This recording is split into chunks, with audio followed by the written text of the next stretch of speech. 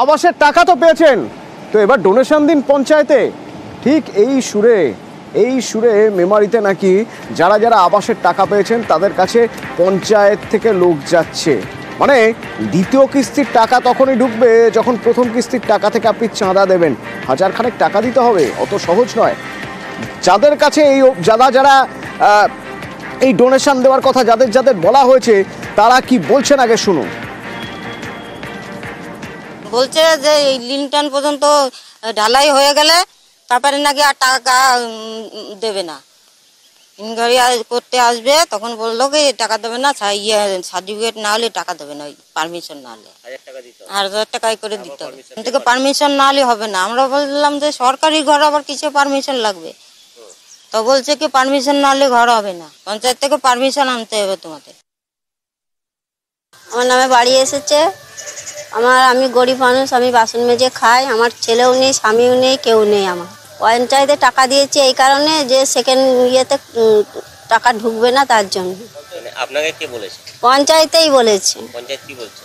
বলছে যে এই ঘর যাদের ঘরে এসেছে তাদের 1000 টাকা করে জমা না দিলে এই সেকেন্ড ব্যাংকের টাকা অফ থাকবে। সরাসরি আমার সহকর্মী শরদিন্দু রয়েছেন আমার সঙ্গে। শরদিন্দু, নেহাতি গরিব, নেহাতি পয়সা নেই, বাড়ি করার টাকাটুকুও নেই, তাদের উপর চাপ দিলে কেউ জানতে পারবে না, এই জন্যই কি এই ধরনের চাপ দেওয়া? কারণ যারা চাপ দিয়েছে তারা খুব ভালো করেই জানেন যে যদি কথা উপর পর্যন্ত যায় তাহলে তাদের কত বড় শাস্তি হতে পারে।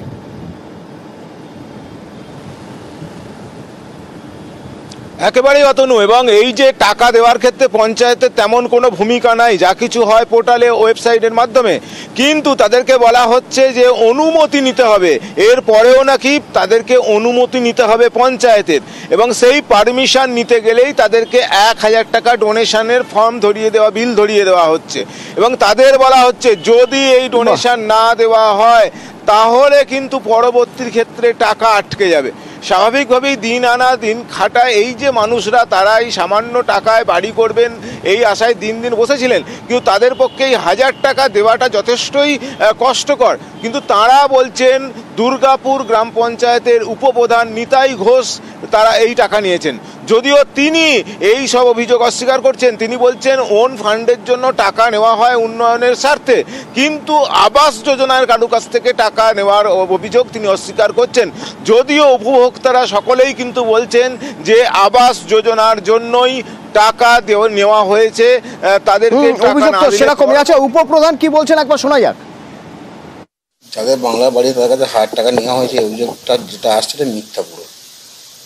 আমরা কোনো বাংলা বাড়ি প্রকল্পে যারা ঘর পেয়েছেন তাদের কাছ থেকে কোনো টাকা পয়সা নিইনি। ডোনেশনটা অন্য কোনো ব্যাপারে নিয়ে যাবো, ঘরের ব্যাপারে নয় কিছু।